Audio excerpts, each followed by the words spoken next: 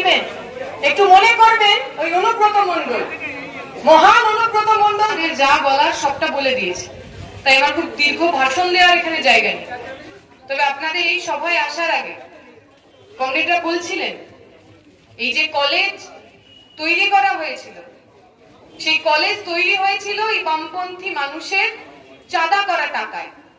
যে জমি কেনা হয়েছিল সেইটা আমরা কিনেছিলাম, যে বিল্ডিং হয়েছে সেই বিল্ডিং এর জন্য যে টাকার প্রয়োজন সেইটা পর্যন্ত আমরাই কালেকশন করে সংগ্রহ করে সাধারণ মানুষের কাছ থেকে তৈরি করেছিলাম। এই বাস স্ট্যান্ডটা পর্যন্ত সাধারণ বামপন্থী মানুষ তাদের উদ্যোগেই তৈরি করে। এখন যে মানুষ আমার কথা শুনছেন, যারা হয়তো আগের নির্বাচনে তৃণমূলকে ভোট করেছেন, কেউ কেউ আবার তৃণমূলকে দাওয়াই দিতে বিজেপিকে ভোট করেছেন, আমি তাদের কাছে প্রশ্ন রাখছি, কেমন সরকার তাদের হাতে আপনারা ছেলে মেয়েদের দায়িত্ব দিতে চান? এমন কিছু লোক যারা নিজের খাবার কম খেয়ে আপনার ছেলে মেয়েদের জন্য স্কুল কলেজ ইউনিভার্সিটি তৈরি করবে, নাকি এমন কিছু লোক যারা আপনার ছেলে মেয়ে পড়াশোনা জানা সত্ত্বেও, ভালো রেজাল্ট করা সত্ত্বেও ওই ইউনিভার্সিটি কলেজে ভর্তি হওয়ার আগে ভর্তি হওয়ার জন্য হাত পেতে টাকা চাইবে? পক্ষ নিতে হবে আপনার। একদল লোক যারা আপনার আমার বাড়ির ছেলে মেয়ের চাকরিগুলো খেয়ে ওই পার্থ চট্টোপাধ্যায়ের মতো বান্ধবীর সঙ্গে খাটের তলায় টাকা জমাবেন, তাদের সঙ্গে থাকবে, নাকি এই আমাদের পিছনে যারা দাঁড়িয়ে আছেন, সাদা লাল ঝান্ডা নিয়ে যারা দাঁড়িয়ে আছেন, জুলফাই মল্লিকের মতো মানুষজন, তিলক টুডুর মতো মানুষজন, যারা আমার আপনার ভবিষ্যতের কথা ভেবে জীবন দিয়েছেন, শহীদ হয়েছেন, তবু আপনারা আমার সঙ্গে গদ্দারি করেননি? পক্ষ নিতে হবে আপনাকে। কমরেড বলছিল স্কুল কলেজ বন্ধ হয়ে যাচ্ছে আর মদের দোকানের নাকি লাইসেন্স একটার পর একটা বেড়ে যাচ্ছে। এখন কে মদ খাবেন খাবেন না তা নিয়ে আমাদের কোনো ব্যাপার না, কিন্তু সরকারের কাজ কি? সরকারের কাজ শিক্ষিত মানুষ তৈরি করে না মাতাল তৈরি করা। মমতা ব্যানার্জি ভাষণ করে গিয়ে বলে হচ্ছে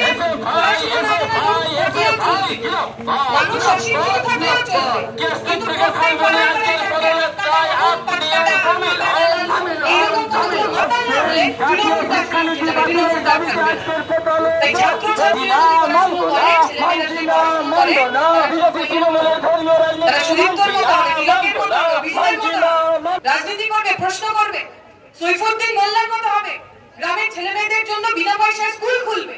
আর যদি ছেলেমেয়েরা পড়াশোনা না করে তাহলে মমতা ব্যানার্জির ভাই ভাইপোর মতো অনুব্রত মণ্ডল, হাত কাটা মদন, পা কাটা লালটু, এই সমস্ত তৈরি হবে।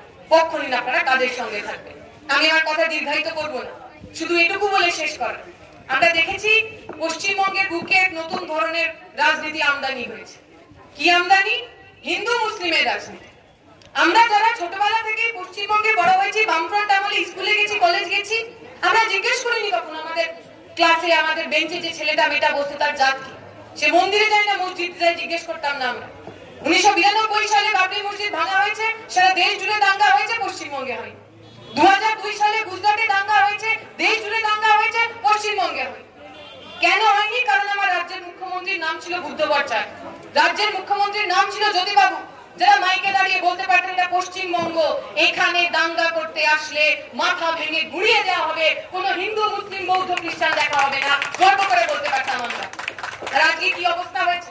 মহেশতলার ঘটনা, একটা মন্দিরের সামনে মুসলমান মানুষ বহুদিন ধরে তিনি ফল বেচেন, ঈদের ছুটিতে বাড়ি গেছেন, বাড়ি ফিরে দেখলেন তার ওই ফল বেচার জায়গায় সেখানে নাকি গাছ লাগানো হয়ে গেছে, তুলসী তলা হয়ে গেছে, সেখানে তাকে বসতে দেওয়া হবে না। আচ্ছা, খিদের কোন ধর্ম হয়? হিন্দু মুসলিম বৌদ্ধ খ্রিস্টান হয়? এই তো এতগুলো দোকান রয়েছে আমাদের চোখের সামনে, পাশাপাশি নেই হিন্দুর দোকান, মুসলমানের দোকান নেই। এই তো এতগুলো বাড়ি রয়েছে, এতগুলো গ্রাম রয়েছে, থাকে না পাশাপাশি হিন্দু মানুষ মুসলমান মানুষ?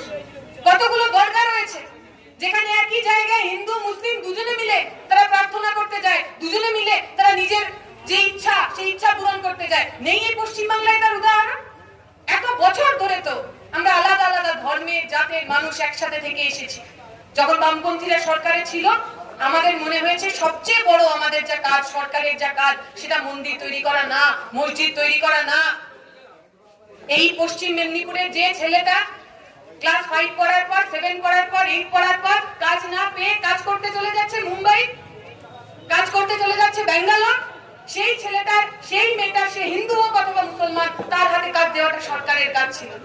আজকে সরকারের কাজ তৃণমূল হোক অথবা বিজেপি, খালি মানুষে মানুষে ভেদাভেদ তৈরি করা, হিন্দু মুসলিম বাঙালি হিন্দুস্তানি, নানা মানুষকে ভেঙে টুকরো টুকরো করে দাও, যাতে তারা প্রশ্ন না করতে পারে রাজা তোর কাপড় কথা।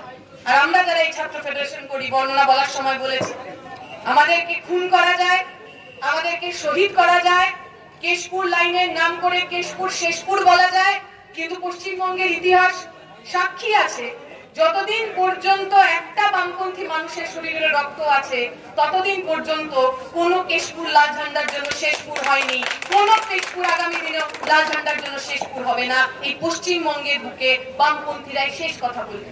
যে মানুষরা তৃণমূলে ভোট দিচ্ছেন, বিজেপিকে ভোট দিচ্ছেন, ওই 26,000 চাকরি হারা ছেলে মেয়েদের মুখের দিকে তাকান। ওর মধ্যে তৃণমূল নেই, ওর মধ্যে তৃণমূলের সমর্থক নেই, তৃণমূলের লোককে ঘুষ দিয়েছে এমন লোক নেই, তৃণমূলের লোককে ভোট দেয় এমন লোক নেই। কি লাভ হয়েছে? 26,000 লোকের চাকরি গেছে। আর যখন বামপন্থীদের সরকার ছিল, হাজার হাজার লাখ লাখ ছেলে মেয়ে প্রতি বছর চাকরি পেয়েছে। তাতে মুসলমান ছিল, হিন্দু ছিল, সিপিএম ছিল, তৃণমূল ছিল, অযোগ্য ছিল না। এবারে যারা চাকরি পায়, এখন যারা চাকরি পায়, তাদের মধ্যে অযোগ্যর সংখ্যা বেশি। আপনাকে পক্ষ নিতে হবে। যদি আপনি না চান আপনার বাড়ির ছেলে মেয়েটার অবস্থা ওই 26,000 ছেলে মেয়ের মতো হোক, তাহলে আসুন আমাদের সঙ্গে, আসুন আমাদের সঙ্গে লড়াইয়ে কাঁধে কাঁধ মিলিয়ে লড়ব।